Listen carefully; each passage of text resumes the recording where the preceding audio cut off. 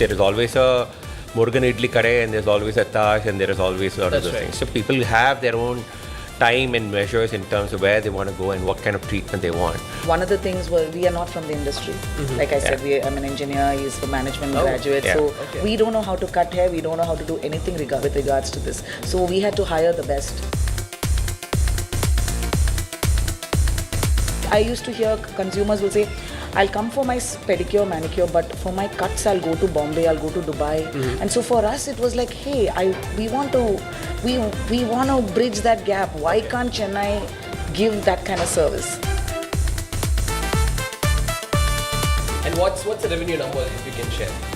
What No. is it? No, that's It's good. It's good, yeah. Okay, but I'm sure it's profitable. That's why you're able to scale it Yes, up. I think it's fair enough to say all our salons are profitable.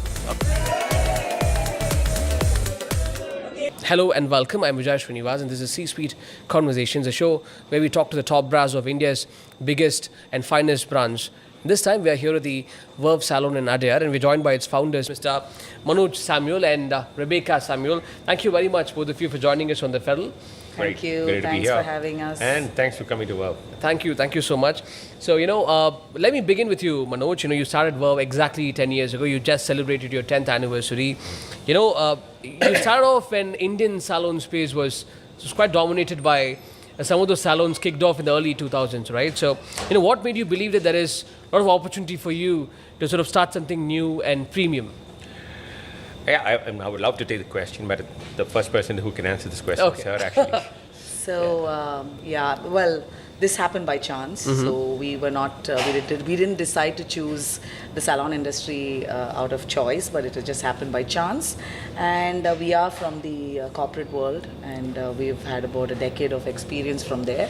So when we got into this, we felt that there was a sudden surge and a need for people who wanted to look good. And as we were young in that whole era, which was 2000s to 2010, we could see that a lot of people started spending money in the whole salon space, wanted to have good haircuts and a nice color. And I was one of the first few who went and experimented all this also when the salon space kind of opened up.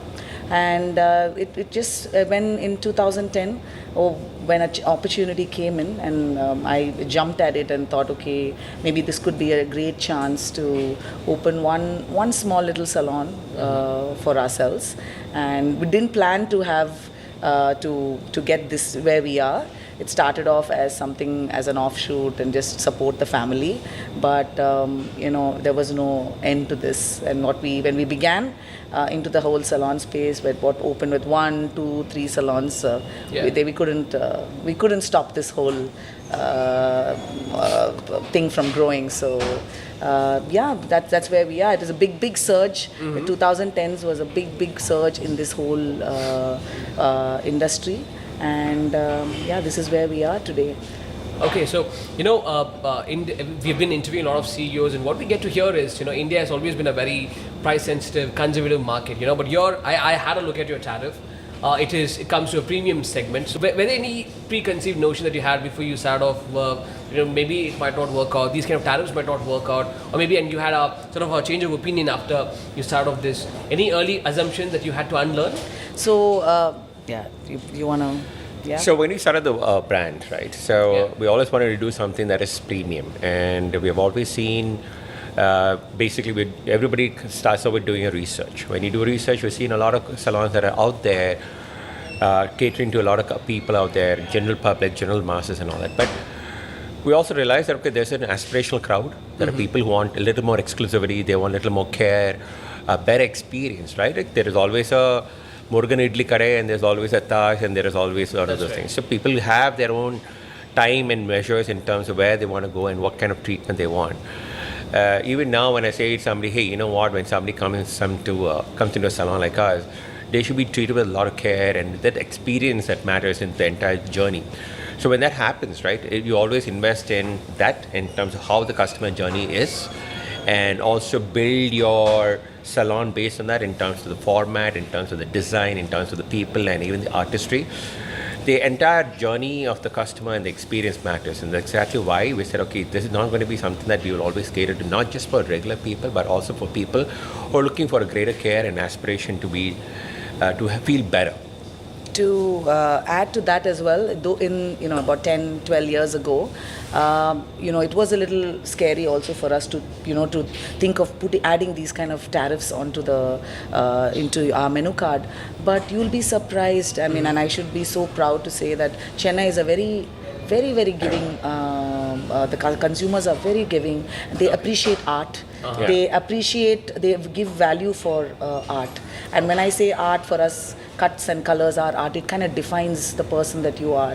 You can walk around with, I'm sure you understand now, if you don't have a decent cut, it kind of really defines the way you look, negatively or positively. So when we had this pricing, it is not only about the pricing, it's what are we giving for that price, whether it was skill. Well, and I would love to draw comparisons to a decade ago, because those days there was no skill. There was hardly one or two salons that provided that skill, and I used to hear consumers will say, I'll come for my pedicure, manicure, but for my cuts I'll go to Bombay, I'll go to Dubai.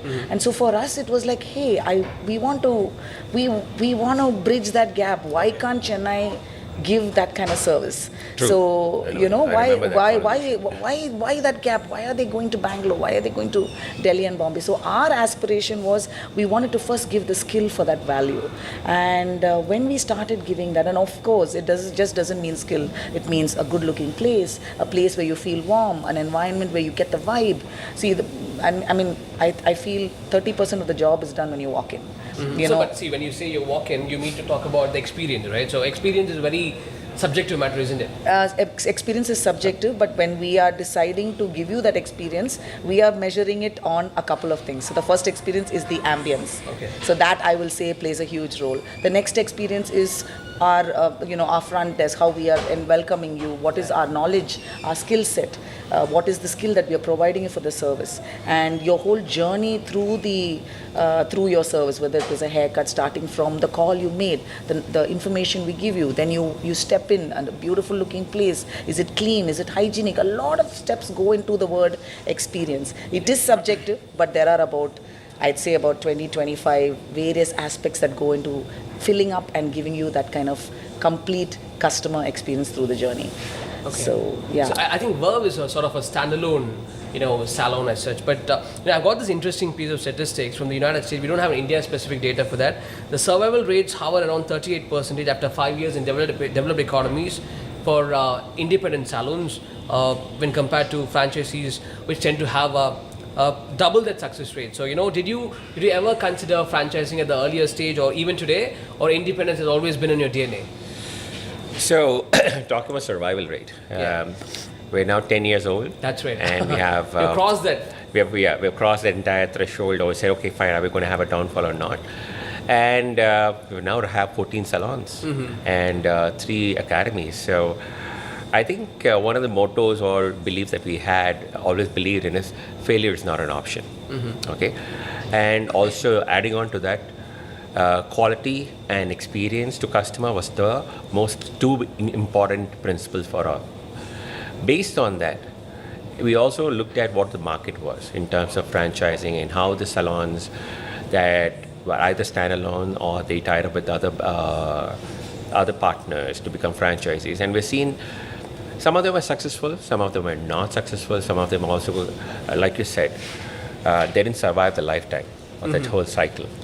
So it gave us the input and also kind of brevity in terms of the understanding that we should not go down that road. I think, franchising is for people who don't want to take a full risk. Correct. And we have been franchisees before, I have to mention that. So we did see both sides of it. And today, if somebody wants to invest their money and they don't know a person who's from a corporate and they don't want to take the risk on their own, then franchising is the right option for them, because they want to have their risk.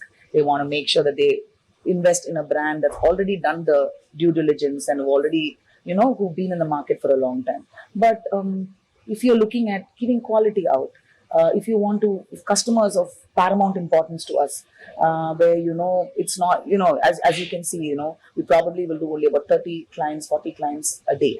Whereas in a normal setup where it's for the masses, they probably do 70, 80 clients. So as you start giving out your time, your quality will also start slipping. So we are very clear that we want to give quality out to every customer who's coming, because they're spending minimum 2 to 3 hours here. So whether it is the comfort, the exclusivity, the kind of products we use, the kind of skill we are providing, everything plays a huge role. And I think it's this will for our industry right now. It is, since you said you did it was a market survey in the US. In India right now, the boutique salons and the individual exclusive salons are on the rise. Because customers and the aspirational customers are choosing every year. The aspirational customers are increasing. They're going up a level, up a notch, because their spending power is improving. So they are also wanting better things for themselves. So they are also rising up, and more boutique salons and exclusive salons are mushrooming at this point. As Manoj said, you've got about 14 salons right now. Right. But how do you manage between revenue and, I also see that you're investing into a lot of branding there. So brand equity is also there, and versus, market share, because, the whole point of expanding is to garner market share. That's exactly what the franchisee models do. Yeah. So how do you balance it out? Are we into that? So as much as we have a lot of that market share and brand equity, we didn't go towards that. Okay. Yeah, that was not our way or our plan. Our plan was to. We didn't. This was organic. The whole growth was organic. It was maybe we needed to open one after the other. It was not like, I want to open 20 salons or 30 salons. It was organic because the customer demanded us, or that they wanted. They were like, when are you going to open another place? And when are you going to open another place? So it is. I'd give this to our customers who have all been very, very, very loyal to us and pushing us to grow. If it is about market share, or if it was about increasing rapidly, then the obvious route would have been either get an equity in a thing, or it could be even franchisee model, as a matter of fact. We chose not to do that. Okay, and we could have gone to the north, we could have gone to Delhi or Bombay, but we chose not to do that. Yeah, right? we chose.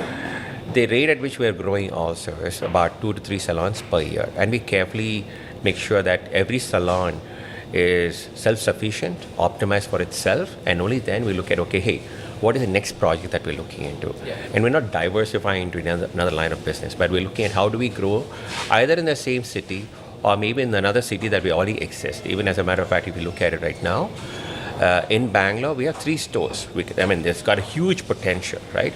But we're making sure that these existing stores do well for itself. Mm-hmm. And when it reaches a particular threshold and say, we're overfilling, we get overbooked, we are doing, we're going out of control, only then we look at, I think it's time to expand and open one more store in that area. What's the next phase of growth for Vurve Salons? International? Maybe, hopefully. What are the regions you're looking at?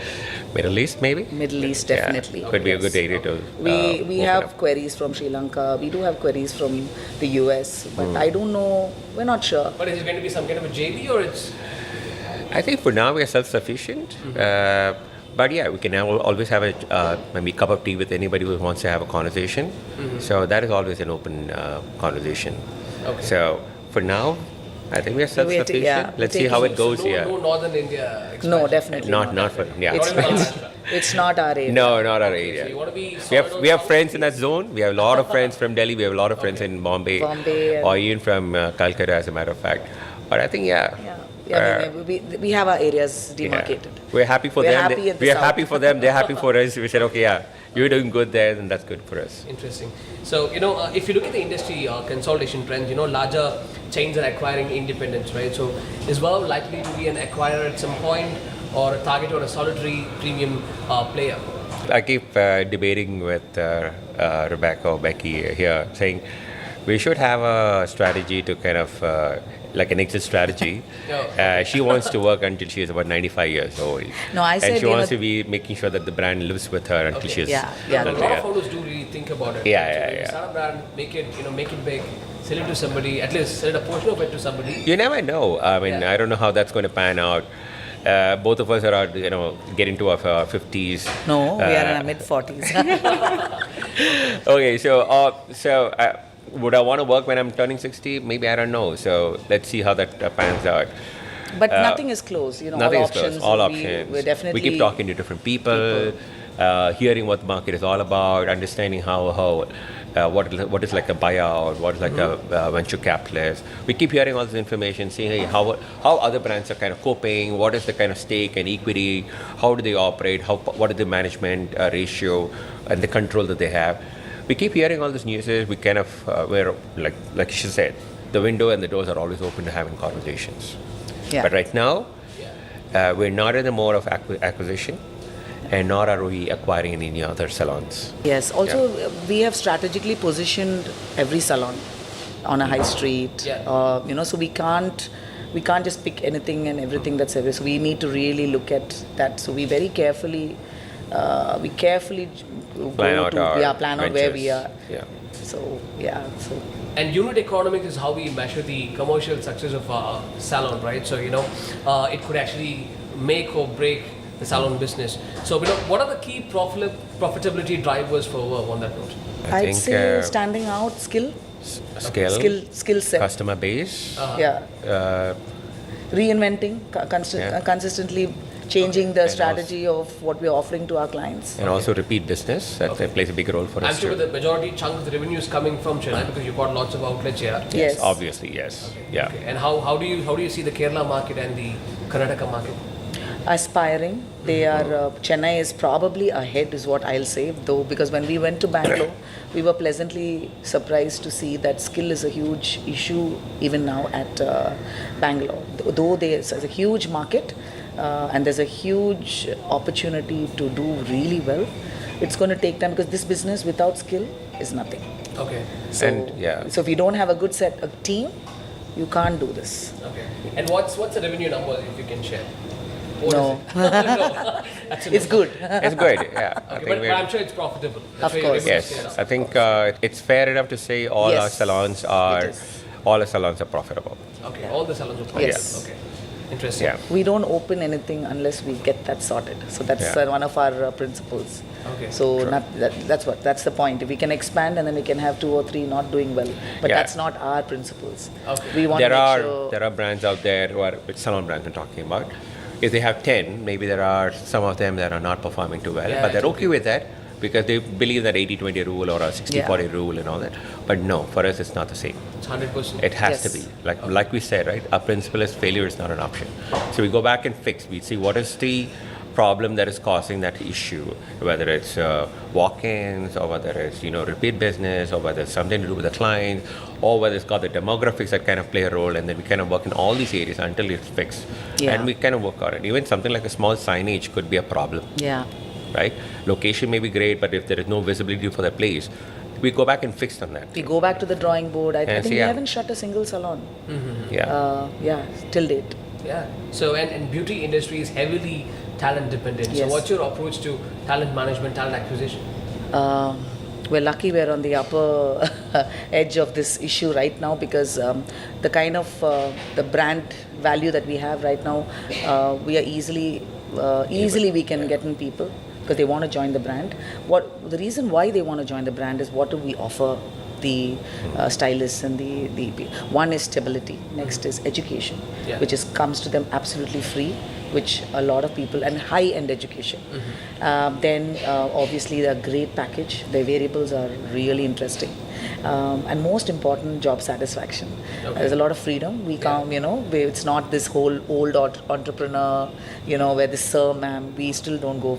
I always tell them, I call me by my name, Becky. So there's a great rapport, and they love coming to work, is what I think, because our attrition is quite low. So yeah. So on that point about education, right? I think one of the greatest and strongest points that we have is about providing education at all levels. As a matter of fact, we see some great skills that are out there in different other brands or they're all from competitors. Vurve. They're all from Vurve. Okay. Yeah. There's no denying of that. But always the freedom that we give them here in terms of what you can learn and how you can even express your artistry is great. We allow them to kind of mistakes are there, but you obviously have to learn from that. We also have very talented people coming from different parts of India providing and imparting training. And that is something that has always been a grounding principle to enable and increase the competence in our teams. So one of the things was we are not from the industry. Like I said, I'm an engineer. He's a management graduate. Yeah. So we don't know how to cut hair. We don't know how to do anything with regards to this. So we had to hire the best to help us through with this whole. So yeah, we. That's interesting. Yes. I didn't know this. We don't cut hair at all. We are not skilled in this aspect at all. We're good at running a business. We know how to, how to make our profits and make a place profitable. So we had to get the best in.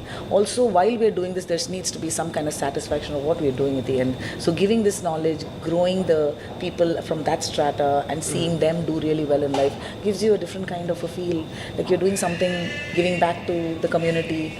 That's why the academies also were first built to give back to the community. Like I said, everyone goes. Even the stylist had to go and study in Bombay, study in Delhi, pay in lakhs, and it was very expensive. So we said, why not bring that here for our industry? But how do you train them? Do you bring in stylists from outside? So we have our own in-house trainers who go through vigorous training, and then we've created our own modules, and we have it's a 8-week intense program, and we have trained. You will be surprised to hear we've had people who have left Dunzo deliveries, people who have we've had all stratas, or like even engineers who have left their job and come in here and taken up this alternate course and doing really, really well.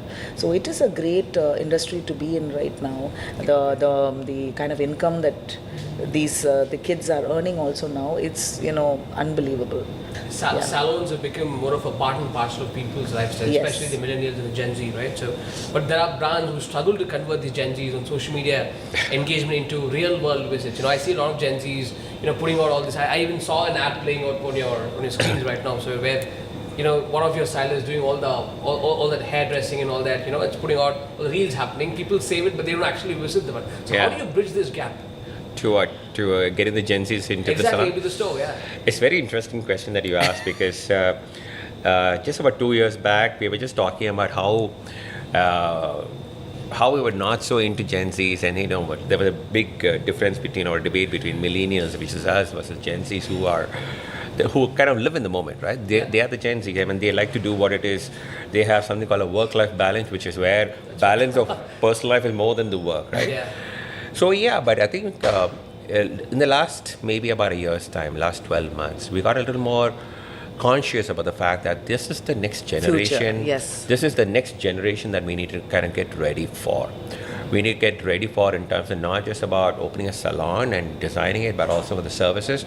In terms of, they're getting very conscious about the product that they're using, what is in the product. Is it a organic one? Is it a vegan brand? So yes, so that's exactly why there are brands like Avida and Olaplex and all those things that we started talking to, and also as a matter of fact, there are in our retail stores too, where we say, we are listening to what you guys are talking. We understand the chatter. We understand your preferences right now, and we're getting ready for you guys. As a matter of fact, we do see college kids coming in. We see kids coming in talking to us about it. Whether they want to be on Instagram getting featured on Vurve, or whether they just want to there's something about these guys, they don't want to call for an appointment. Okay, they are the whole texting generation. So even as a matter of fact, in terms of taking appointments, we made sure that there's an application or a channel available for them to take these appointments by booking online, right? So we're also very sensitive to what they are liking and what is their preferences right now. We're kind of opening our channels in terms of how we can kind of garner them and welcome them into our world. And we are also spending time, the first thing is, we are spending time with a few Gen Zs in our own teams to kind of understand what their thought process is, because this is the future. We cannot ignore them. So we've got to really imbibe their principles into our lives so that we know what we can do to, kind of modify and change few things that's there at the salon. So we also have a lot of young hairdressers who are Gen Z. So we're hoping that we can really bridge this gap. Who gets to do the colors and the work, the studio designs and all that? Is you or you? No. We have a very, very good team, an architect team who's been with us for the last 10 years. So we've obviously we've set the vibe, like what are we looking for, what kind of what's the mood we want, whether the warmth. See, remember you spoke about the customer journey? Yeah. This warmth comes from also It's a lights. welcoming experience. The light is the No, I warmth. personally felt that the facade of your TTK road and the one in Tiruvallur, it's beautiful. So Yes. Thank you. Thank you, thank you. Yeah, So so- kudos to yes, our architects. yeah, Yes. the architects have done a great job. It's been a journey too. They've been with us from the beginning. There's been a lot of learning from each other. Yes, we don't do business in Delhi, but they're from Delhi. Yeah. So yeah. Yeah. But they come in with a lot of experience in terms of not just about building salons. They travel a lot. Yeah. Okay, when you travel a lot, you learn a lot, right? The inspiration for all the salons is not just from Indian elements or what is localized right now. Like you see the localized elements here, which is like your terracotta and all that. But we also bring in the warmth that comes in from Scandinavian designs and aspirations and inspirations from Europe and Asia as well. So Yeah.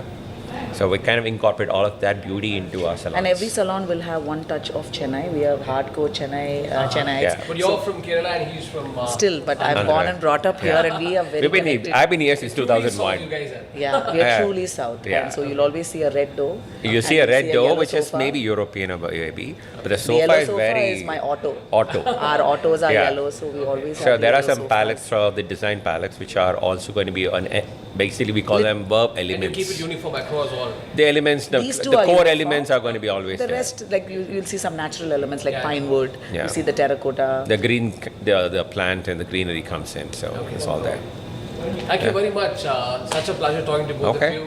Thank you, Fantastic. thank Getting you. to know about Vurve. Thank So, yeah. you. It was a real pleasure. I was tensed. Yeah, I was a little nervous, but I think I Yeah, can very good. Thank yeah, you. good. Yeah, Thank you. sure.